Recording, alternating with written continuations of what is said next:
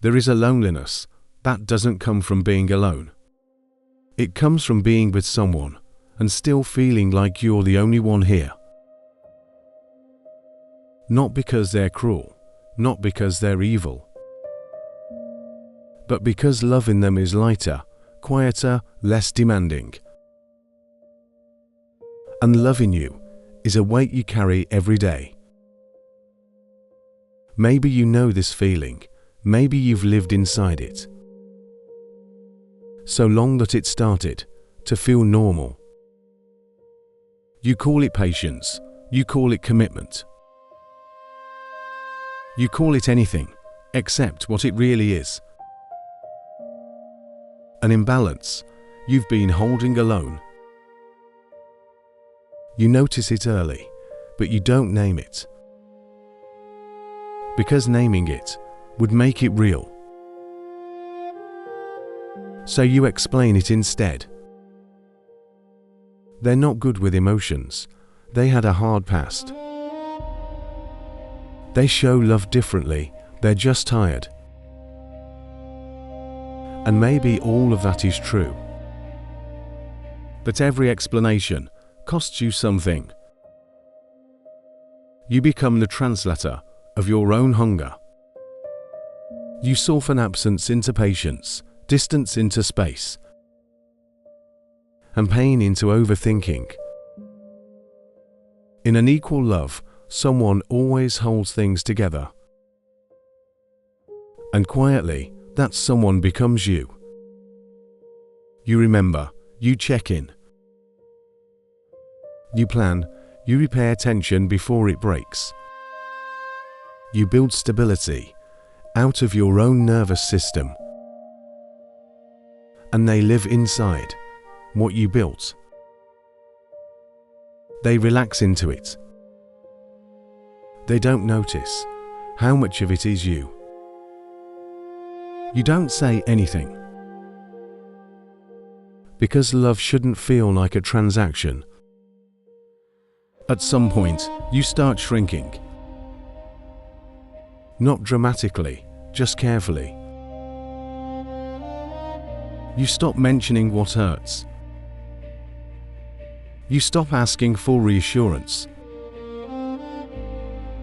You stop sharing deeper thoughts. Because every time you do, the imbalance shows. Your feelings feel like pressure. Your needs feel like inconvenience. So you become easier to love. And they seem happier. That's when it becomes dangerous. Because the relationship starts rewarding your silence. Your self-erasure looks like growth. You think you're improving, but you're becoming less alive. More acceptable, more manageable. Their comfort starts to feel like success.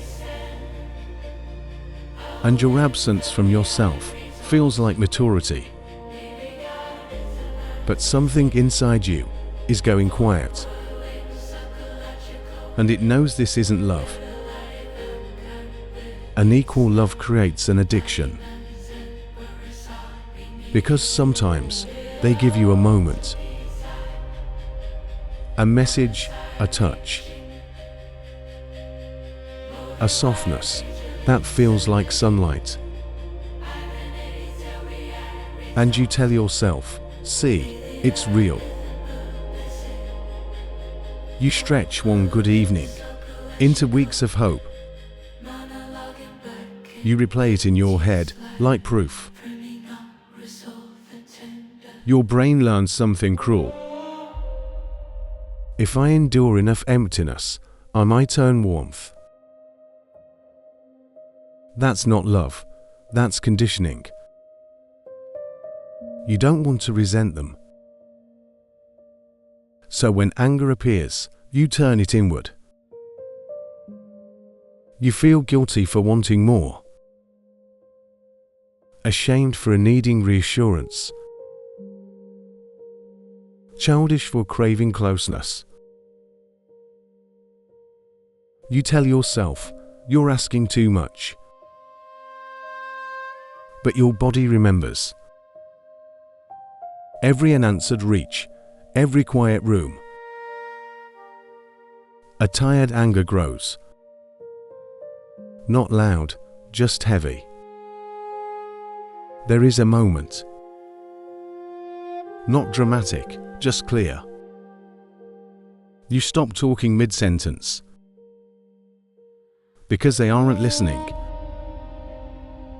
You're hurting, they're calm. Calm in a way that feels empty. You realize they could lose you and still sleep. Not because they don't care,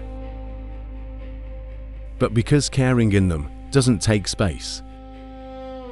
And caring in you fills the room. One day someone will ask, "Why didn't you leave?"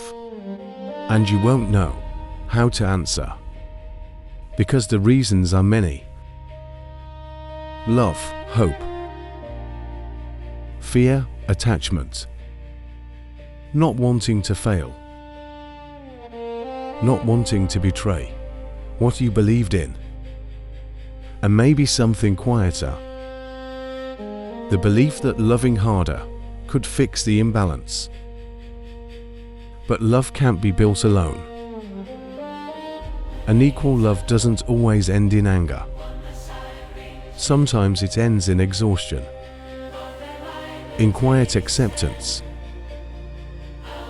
That you can't keep asking for what was never offered.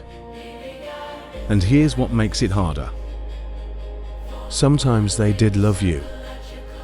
Just not equally. They loved in their capacity. You loved beyond yours. So what do you do with that? Some people leave. Some stay and learn to limp. Some carry it forever as memory. Not a wound, a proof that they were capable of something deep. So here's the final question. If they love you, but not equally, is that enough? Or is unequal love just loneliness with a face? I don't know. Maybe that answer depends on how long you've been alone inside yourself.